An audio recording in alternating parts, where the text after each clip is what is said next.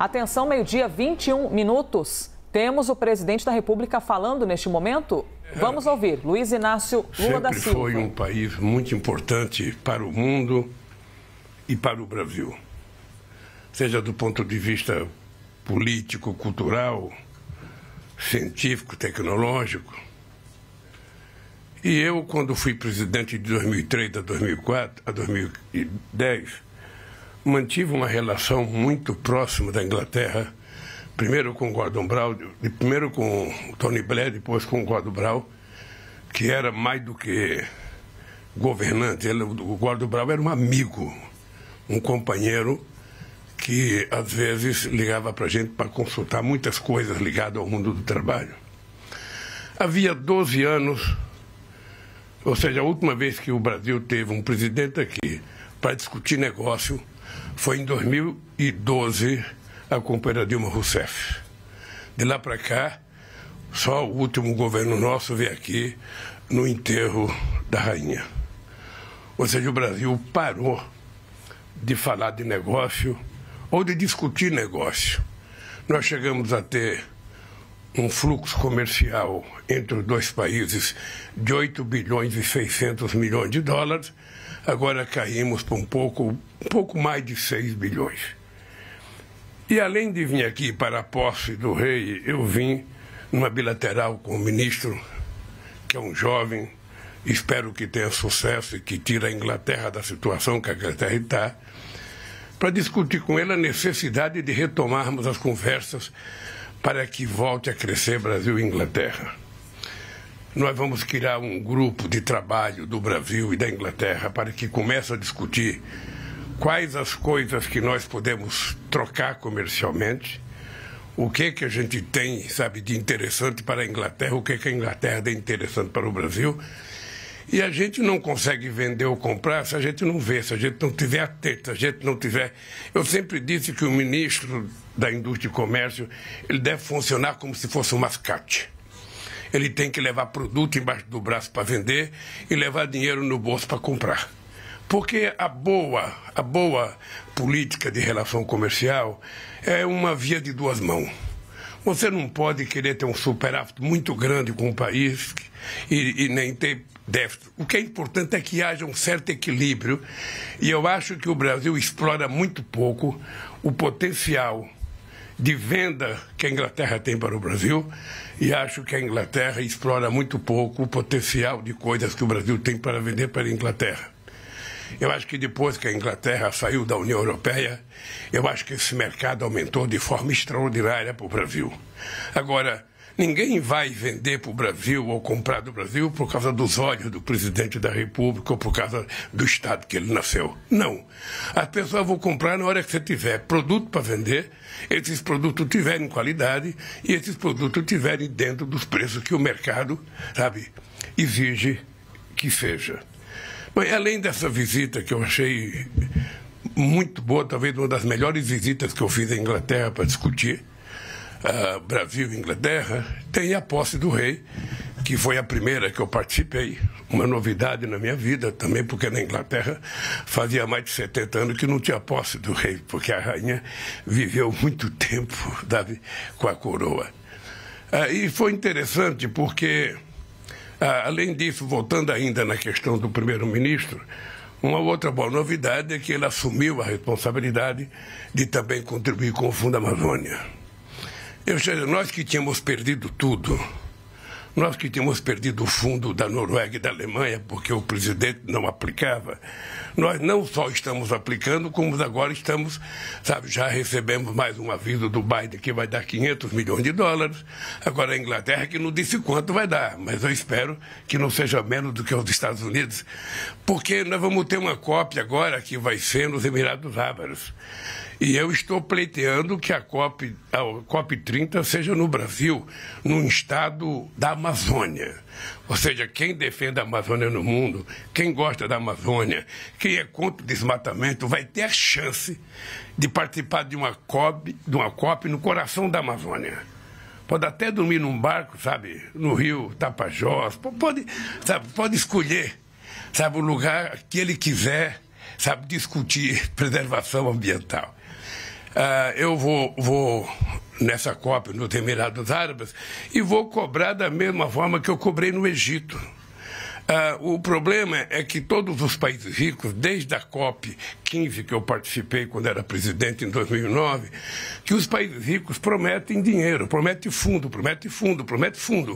Mas a verdade é que esse fundo de 100 bilhões nunca aparece. E nós precisamos ter em conta que ao preservarmos a floresta, porque é nossa responsabilidade, ninguém tem o direito de cortar uma árvore que tem 300 anos de vida para fazer uma cadeira, para fazer uma cama, para fazer um guarda-roupa. Ou seja, essa árvore, na verdade, é uma árvore que pertence à humanidade. Ela não pertence a alguém que pode destruí-la sem recolocar nada no lugar. Então, para a gente preservar nossa floresta, nós precisamos levar em conta que só do lado brasileiro moram 25 milhões de pessoas. E que essas pessoas querem ter acesso a bens materiais. Essas pessoas querem comer, essas pessoas querem passear. Então nós precisamos, ao discutir a preservação, sabe, a gente precisa discutir como fazer essa gente sobreviver dignamente. Eu acho que se a gente explorar corretamente a riqueza científica da nossa biodiversidade na Amazônia, a gente pode encontrar, sabe, coisas excepcionais para a indústria de fármaco, para a indústria de cosmético. E a gente pode criar a chamada indústria verde, em que a gente possa, além de não poluir, a gente possa angariar recursos para melhorar a vida do povo que trabalha lá. Essa é uma coisa importante. E eu vou dizer para os países, sabe, que é importante levar muito a sério essa questão climática. É por isso que eu tenho brigado, porque nós precisamos ter uma nova governança mundial. A gente não pode continuar do jeito que está, com base no resultado da geopolítica de 1945, quando a ONU foi criada. Nós precisamos ter uma governança que tenha, primeiro, mais representatividade de outros continentes, mais países, sem que o membro do Conselho de Segurança tenha direito a veto. E, obviamente, que o Brasil reivindica participar do Conselho de Segurança, mas nós não queremos só para nós queremos para os outros países da América do Sul, da América Latina, da África, da Ásia. Ou seja, não tem explicação por que uma Índia, com 1 bilhão e 400 milhões de habitantes, não está no Conselho de Segurança. Não tem explicação porque uma Nigéria, uma África do Sul, um Egito, um Brasil, um México, uma Argentina, sabe? Então é preciso rediscutir uma nova geopolítica para que a ONU tenha a autoridade de decidir e ver as decisões para os partidos muito pequenininhos. Porque os membros do Conselho de Segurança não respeitam sequer o Conselho de Segurança. Né? Os membros do Conselho de Segurança são os maiores produtores de armas, os maiores vendedores de armas. São eles que têm todas as armas mais potentes do mundo. Você percebe? Então, eles precisam ter em conta que eles não podem fazer guerra, sabe, com decisão própria. Não pode. Ele, na verdade, precisa discutir no Conselho de Segurança, e o Conselho de Segurança tem que decidir. A questão climática é a mesma, sabe, conversar com ele, sabe, a mesma conversa que eu tive com a China, que eu já tinha tido com ele por telefone, porque alguém nesse mundo tem que se preocupar pela paz.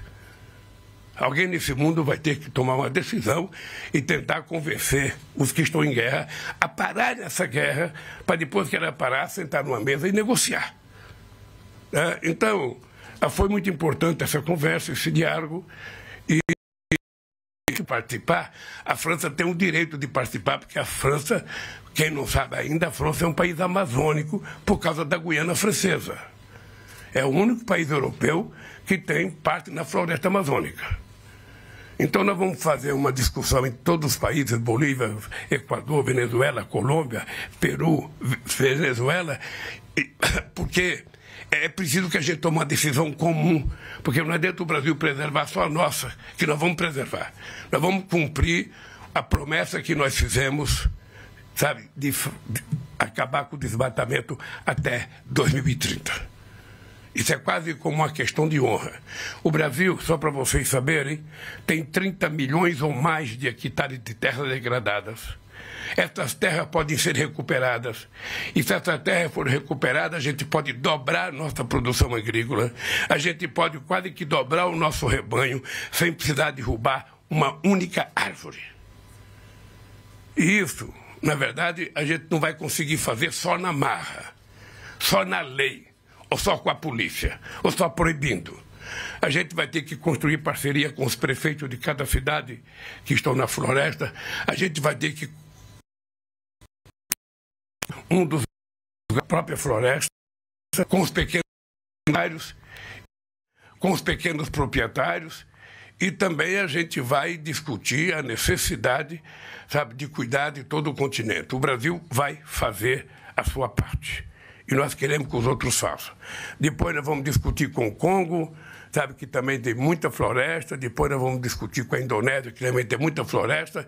E os países ricos, que já destruíram as suas florestas porque se industrializaram há 200 anos atrás, precisa compreender que eles têm um débito na emissão de gás carbônico. E, portanto, eles têm que adiantar um recurso pagando essa dívida para que a gente possa preservar a nossa floresta. Bem, dito isso, pergunto o que quiserem.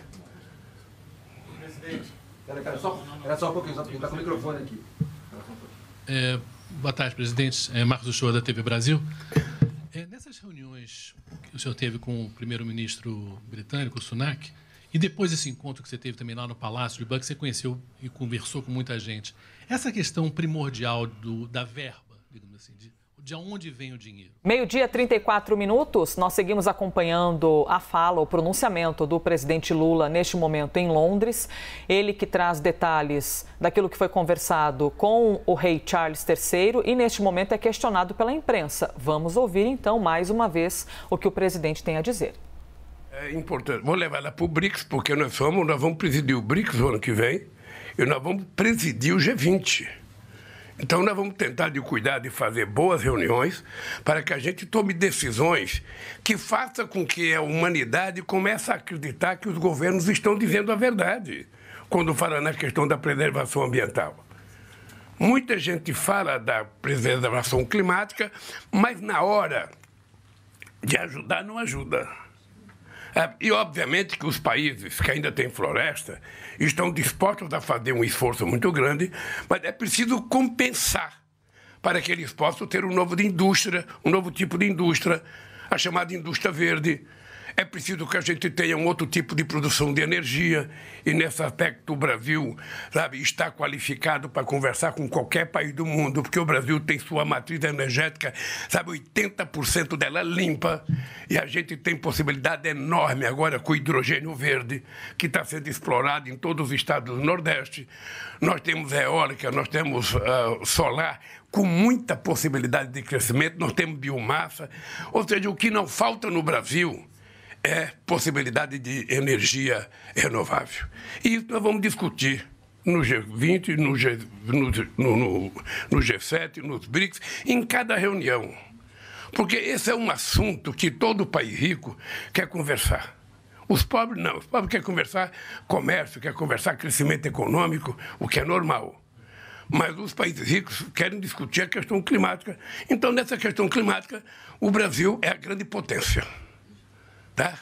Se os Estados Unidos é potência econômica, potência armamentista, se a China é potência econômica, tecnológica, o Brasil é potência em energia limpa, o Brasil é potência em preservação florestal.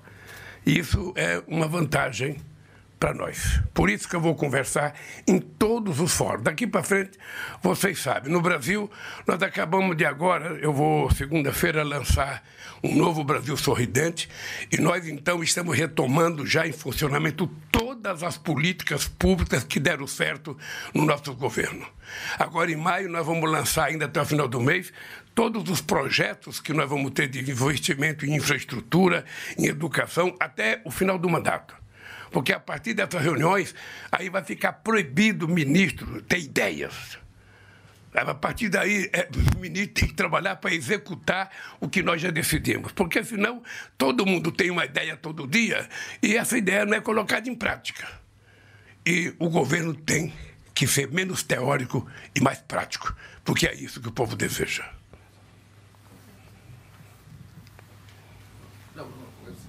Presidente, boa tarde. 37 minutos. Seguimos acompanhando a fala do presidente da República, Luiz Inácio Lula da Silva, que neste momento conversa com a imprensa em Londres. Temos agora o questionamento do repórter da TV Globo. Também temos integrantes de diferentes veículos de comunicação questionando os variados aspectos dessa viagem. Vamos ouvir o presidente. O Padilha é o que o país tem de melhor na articulação política. O fato de você, muitas vezes, acertar ou muitas vezes você errar, nós temos que pensar o que aconteceu. Quando você governa, você faz um acordo com a Câmara, com o Senado, sobre a aprovação de uma medida, e você tem que cumprir alguma coisa, você tem que cumprir. O que está se queixando os deputados, o que estão se queixando, os senadores ainda não chegou no Senado, de que o governo tarda a atender às reivindicações, que o governo promete uma coisa, o cara, sabe, quer participar de um ministério, o cara tem um funcionário que ele indicou que é tecnicamente competente, ou seja, se você concorda com ele e você prometeu, então você tem que fazer. Você não pode prometer e não fazer. E eu acho que a coisa mais barata e mais eficaz é a gente cumprir aquilo que a gente promete. Eu digo sempre por nossos ministros o seguinte: tudo que você trata e não cumpre, fica muito mais caro depois.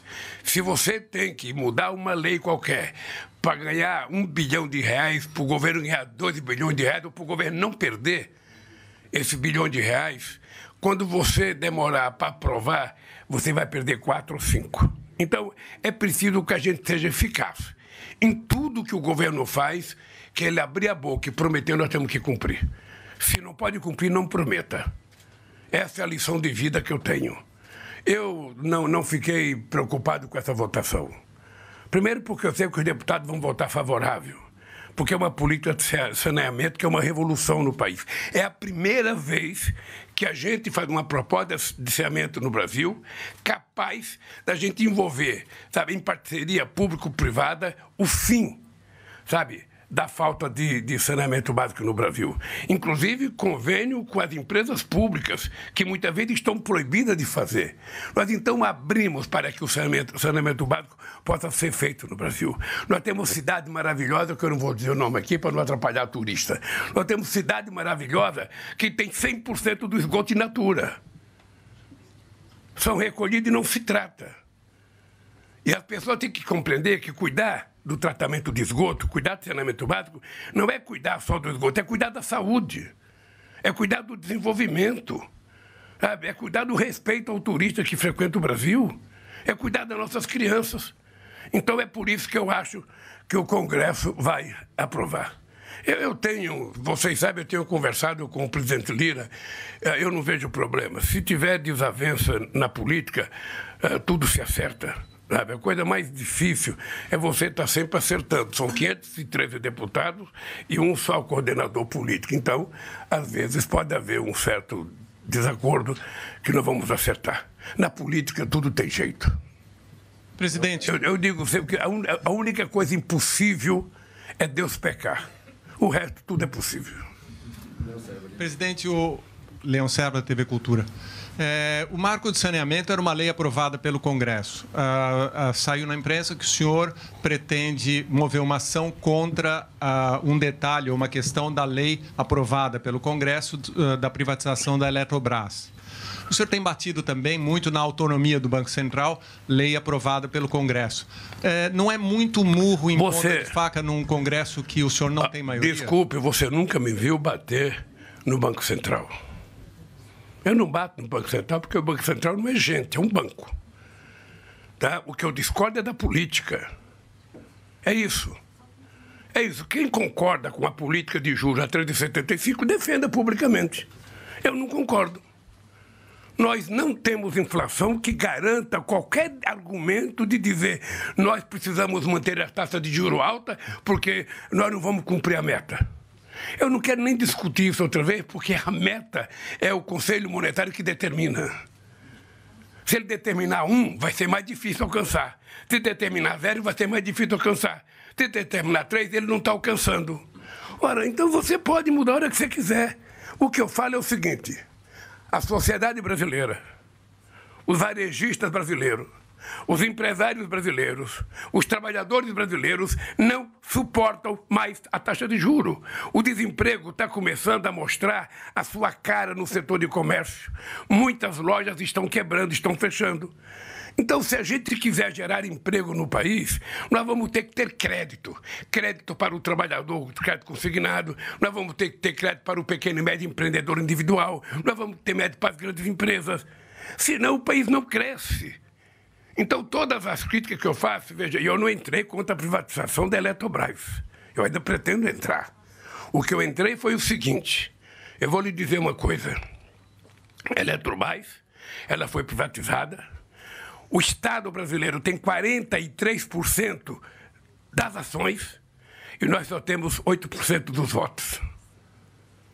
Tá? Você que é jornalista, pense depois se é possível uma coisa dessa. A segunda coisa é que na privatização da Eletrobras, se o governo quiser comprar de volta, o governo tem que pagar 3 vezes o preço oferecido por outro comprador. É isso, você está com um cara estranhando? É isso que foi feito. Além do que, os diretores aumentaram o seu salário de 60 para 360 mil reais por mês. E, além disso, um conselheiro, para fazer uma reunião, ganha 200 mil reais por mês. Como é que é possível um país que tem 33 milhões de pessoas passando fome conviver com uma situação dessa? Então, veja, eu não tenho um projeto do Lula, ou seja, eu tive a melhor experiência de inclusão social que o Brasil já teve. É isso que eu estou tentando fazer. Eu estou tentando recolocar para o povo brasileiro o país sadio.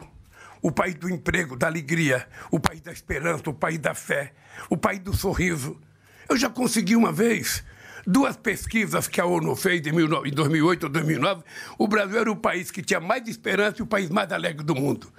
Por que o país se transformou no país do ódio, no país da fake news, no país em que predomina a mentira sistematicamente por um bando da parte política brasileira? Então, este país eu vou brigar muito com ele, porque eu acho que o Brasil é um país de paz. O Brasil é um país de alegria, de fé, de esperança, de solidariedade. É isso que eu quero, que o Brasil volte a sorrir. Eu quero que quando alguém levante de manhã, que abrir a porta do seu quarto, do seu apartamento e vê o outro na porta do elevador, não fique com raiva porque já tem alguém na sua frente. Não, entre junto. O elevador é para 2, para 3, para 4, para 5. O Brasil está assim. O cidadão sai na rua, vê um carro na frente dele, acha que o outro é inimigo. Então o país precisa voltar a sorrir. E é isso que eu quero. Por isso que esses absurdos eu vou tentar desmontá-los. Por favor. Presidente, boa tarde. Luiz Fara Monteiro, do Jornal da Record. Presidente, em cima desse panorama preocupante que o senhor traça em relação à manutenção da taxa básica de juros, como é que o senhor vê 2 questões em relação ainda ao apoio também no Congresso? A votação do arcabouço fiscal e também a desoneração daqueles 17 setores produtivos que está prevista para terminar no final desse ano. Como é que o senhor analisa essas questões, tendo em vista esse panorama econômico que a gente vive no presente? Olha, primeiro, com relação às votações no Congresso Nacional, eu, sinceramente, não tenho nenhuma preocupação.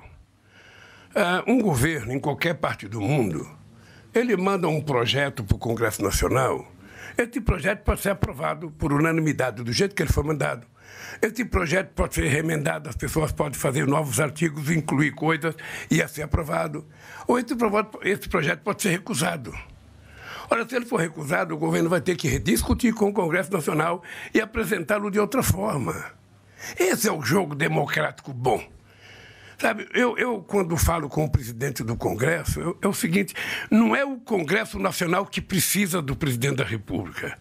É o presidente da República que precisa do Congresso. Por isso que a gente tem que ser diplomático, por isso que a gente tem que ser democrático ao lidar. Aquilo que não for aprovado, a gente tenta mudar, atender reivindicações. Às vezes o cara quer uma mudança no artigo da lei. Por que não fazê-lo? Se não prejudicar a essência do projeto, você pode simplesmente fazer. É para isso que existe o Congresso Nacional. É para emendar, para reprovar ou para aprovar as coisas. Com relação à questão da desoneração, eu vou esperar para discutir com o ministro da Economia. Tá? Eu queria voltar à questão do Banco Central. Eu não discuto a autonomia do Banco Central. Não é esse o meu problema. O meu problema é que eu tive um Banco Central, eu indiquei o presidente que era do PSDB, era deputado federal eleito pelo PSDB. Eu nem conhecia o Meirelles quando eu indiquei. E eu duvido que esse cidadão tenha mais autonomia do que o Meirelles teve. Só que o Meirelles tinha a responsabilidade de ter um governo discutindo com ele, olhando as preocupações. Esse cidadão não tem. Ele não tem nenhum compromisso comigo. Ele tem compromisso com quem? Com o Brasil? Não tem. Ele tem compromisso com outro governo que o indicou. Isso é importante ficar claro. E ele tem compromisso com aqueles que gostam de taxa de juros alta. Porque não há outra explicação. Não há outra explicação. Eu já disse isso numa entrevista. Outro dia, numa entrevista para uma jornalista, ele disse, para mim atingir a meta de 3%, a taxa de juros tem que chegar acima de 20%. Está louco? Não, esse cidadão não pode estar falando a verdade. Então, se eu, como presidente, não puder reclamar dos equívocos do presidente do Banco Central, quem vai reclamar? O presidente americano? Então, me desculpem, o Banco Central, ele tem autonomia, mas ele não é intocável. A lei que aprovou a autonomia do Banco Central, ele tem compromisso com o crescimento econômico e ele tem crescimento com o aumento do salário também, com o poder aquisitivo do povo, ou melhor, com o crescimento da economia. Então, sabe, se você tem compromisso com o crescimento da economia, compromisso com a geração de emprego e compromisso com a inflação, cuide dos três. Com os juros a 13,75%, os outros dois não serão cumpridos. Eu estou dizendo, digo isso e vou dizer para você, presta atenção, a economia vai crescer. Ela vai crescer porque nós estamos colocando o dinheiro, sabe, na veia do trabalhador. Nós estamos retomando todas as políticas públicas que deram resultado. Todas. E se o dinheiro não estiver rodando no bolso do trabalhador, não tem emprego. Não tem melhoria da qualidade de vida nem no Brasil, nem em lugar nenhum do mundo. Então, nós vamos cuidar. Porque, na minha opinião, é o emprego que dá dignidade à pessoa humana. Ele ser autossuficiente para cuidar da sua família sem precisar de favor de ninguém. E, para isso, ele tem que ter trabalho. E é isso que eu quero que faça no Brasil. Por isso, eu faço crítica à política de juros. Quando o juro estiver bom, eu elogio também. Quando o juro estiver na medida que eu acho que dá para a economia funcionar, vocês estão lembrados, gente, faz pouco tempo. Quando o Meirelles aumentava a taxa de juros, eu baixava a taxa de TJLP no BNDES. Para quê? Para poder fazer investimento na indústria. Agora acabou com a TJLP.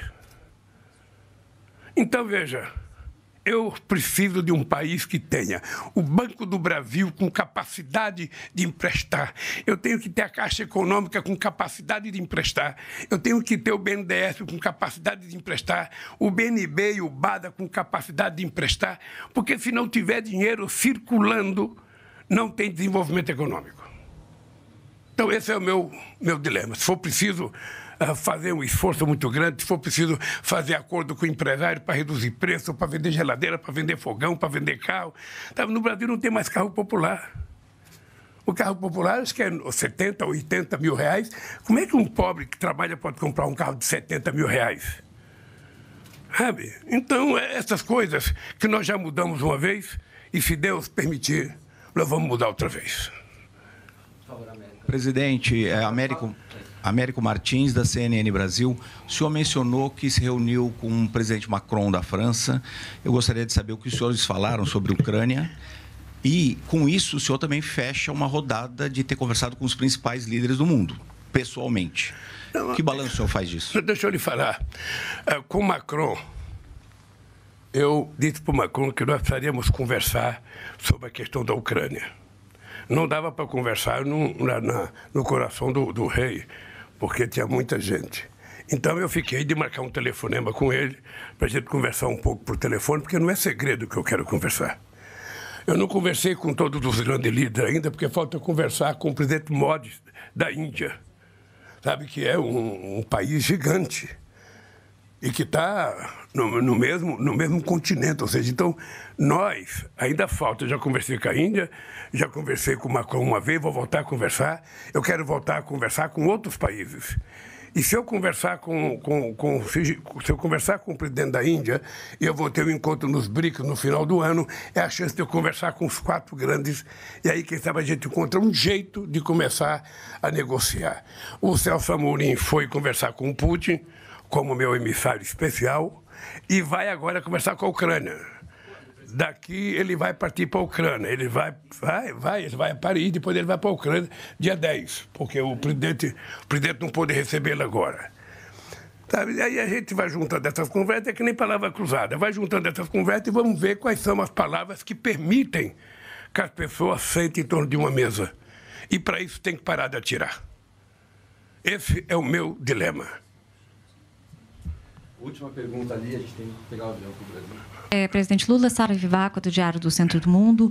O senhor saiu vencedor de uma guerra híbrida. Hoje a liberdade de expressão está ameaçada mundialmente e o direito de saber. Eu gostaria de saber o que o senhor diria às autoridades britânicas sobre o preso político do Ocidente que está a 10 quilômetros daqui, Julian Assange. Obrigada. Não entendi, querida. Por favor, desculpa. Claro.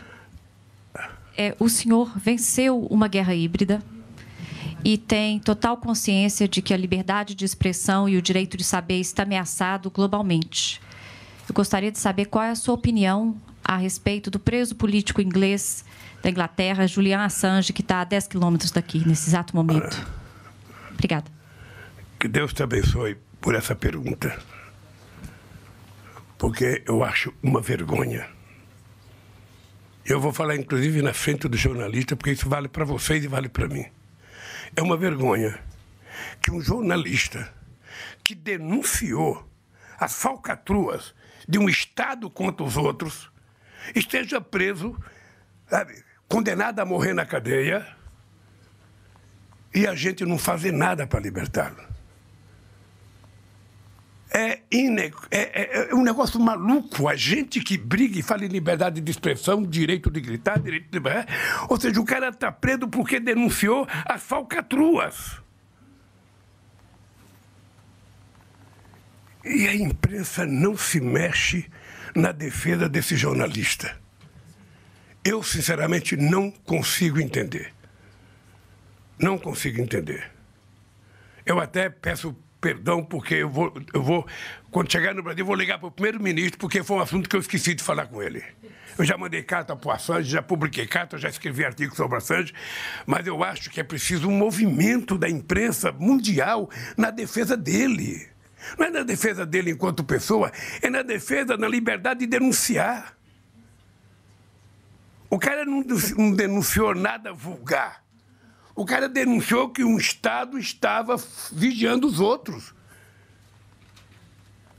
E isso virou crime contra o jornalista. E a imprensa que defende liberdade de imprensa não faz um movimento para libertar esse cidadão. É triste.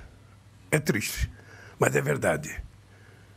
É verdade. A gente precisa colocar nossas teorias na prática de vez em quando, para que a gente possa poder continuar falando em liberdade de expressão.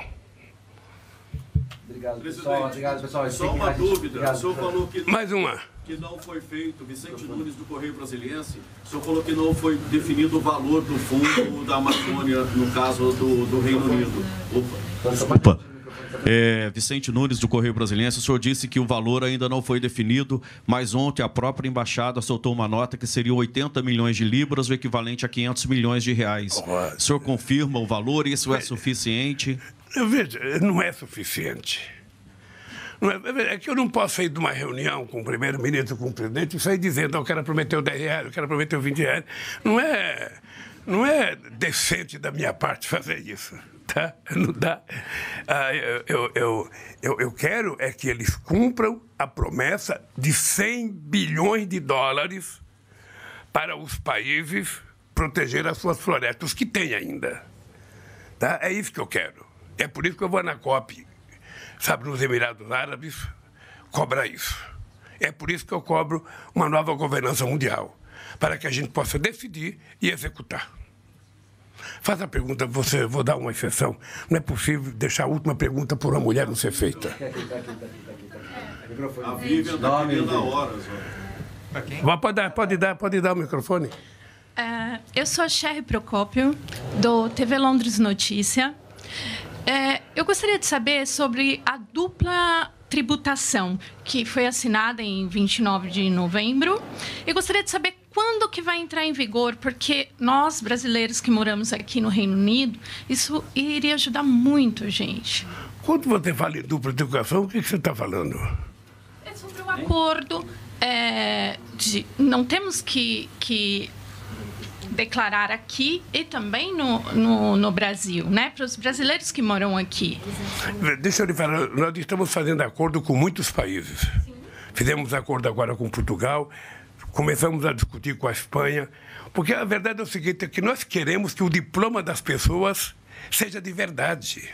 O cidadão se formou aqui na Inglaterra, ele não tem que chegar no Brasil e ficar fazendo o exame, ficar fazendo o teste.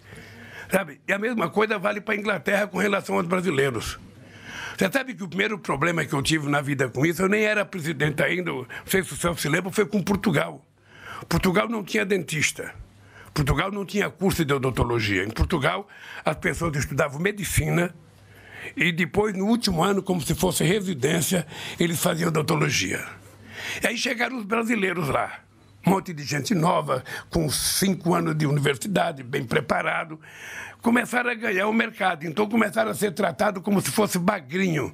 Aqueles trabalhadores do porto que não têm emprego fixo são chamados quando tem serviço. Então, em Portugal, os dentistas de lá, que eram médicos, começaram a contratar os brasileiros como bagrinho. Nós fizemos um acordo e garantimos que o brasileiro fosse tratado definitivamente. Esses acordos com os países que estamos fazendo é para ser de verdade. É para que o nosso diploma valha aqui e o diploma daqui valha lá. Pessoal, gente, olha, agora eu tenho que embarcar. Eu nunca respondi tanta pergunta numa entrevista coletiva. Gente, obrigado. Que Deus abençoe você.